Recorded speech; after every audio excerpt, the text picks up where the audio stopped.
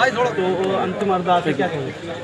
देखिए, नौरीद साहब एक नौजवान साथी थे और उनकी शहादत पूरे देश के लिए बहुत शर्मिंदगी का विषय है। सरकार ने ये जो 3 काले कानून पास किए हैं, उसके बाद से जो शहादतें हुई हैं, उसमें नौरीद की शहादत सबसे ज़्यादा रुलाने वाली है। मैं तो सरकार से बस इतना ही कहूँगा कि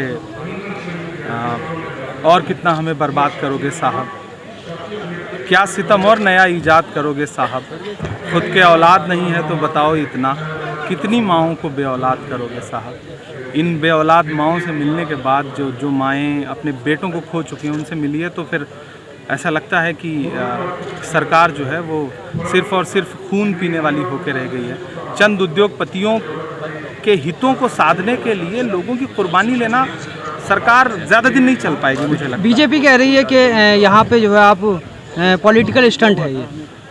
बीजेपी अगर ये कह रही है कि ये पॉलिटिकल स्टंट है, अगर किसी के गम में शामिल होना, किसी के दुख में शामिल होना, किसी की शहादत का शोक मनाना अगर उसे पॉलिटिकल स्टंट लगता है तो हमें उसकी सोच पे और उसकी जहनियत पे हंसी आती है, तरस आता है। भारतीय जनता पार्टी हमेशा जो है वो लाशों को भुनाने वाली पार्टी रही है और वो किसी की शोक सभा में शामिल होने को अगर राजनीतिक स्टंट कहे तो मुझे लगता है कि उनकी बेशर्मी पे क्या बोला जाए। अच्छा, संबित पात्रा ये कह रहे हैं कि ये लोग रोड पे लाके मरवाना चाहते हैं किसानों को। संबित पात्रा जैसे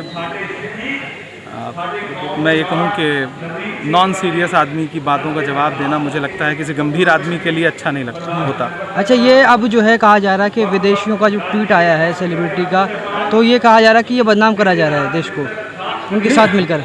बदनाम कौन कर रहा है? कीलें गड़वा करके पूरी दुनिया के सामने आप कौन सी इमेज बना रहे हैं? किसानों की शहादत, उनकी कुर्बानियां लेकर के आप पूरी दुनिया के सामने कौन सी इमेज बना रहे हैं? बदनाम, ये सोशल मीडिया का ज़माना है। आप यहाँ जो कर रहे हैं वो अगले 5 मिनट में पूरी दुनिया तक जा रहा है।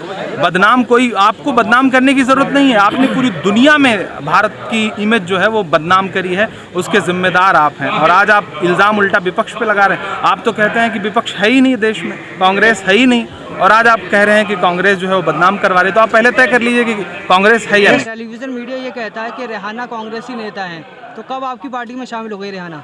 मुझे तो इस देश की मीडिया पर और उसकी सोच पर और उसकी जनरल नॉलेज पर, IQ लेवल पे बड़ा तरस आ रहा है। जो जवान शहीद हुए थे, जय जवान जय किसान का नारा देने वाला हमारा देश है, पुलवामा में जवान शहीद हुए, अब तक कोई जांच नहीं, और अब 70 से ऊपर किसान भी शहीद होते हैं। आखिर कब तक हिसाब? तुझको कितनों का लहू चाहिए अर्ज़े वतन, कितनी आहों से कलेजा तेरा ठंडा होगा। हम भी यही सोच रहे हैं कि आखिर कब तक। इतनी कुर्बानियों के बाद भी मेरे देश की अगर आंख नहीं खुलती है तो फिर मुझे ये जो प्रोपेगेंडा फैलाया गया है उस पर बड़ा तरस आएगा और बड़ी शर्मिंदगी होगी। मुझे लगता है कि देश अब जागेगा, जाग रहा है। जो लोग भाजपा के साथ खड़े थे इस आंदोलन में, वही लोग भाजपा की ताबूत में कील ठोकने के लिए तैयार खड़े हैं। वो कीलें जो इन्होंने सड़क पे गड़वाई हैं वो इनके ताबूत में जाएंगी। पूरे देश का पेट भरने वाला हमारा किसान जो है, उसके आंदोलन स्थलों पर कीले लगाना और एक अंतर्राष्ट्रीय बॉर्डर की तरह बना देना, उसको कैसे करें? बहुत शर्मनाक है। अगर इतनी सुरक्षा व्यवस्था अरुणाचल प्रदेश में और चीन के बॉर्डर पे की गई होती तो शायद हमारे जवान न शहीद हुए होते गलवान की घाटी में, और शायद हमारी ज़मीनों पर चीन का गांव न बना होता।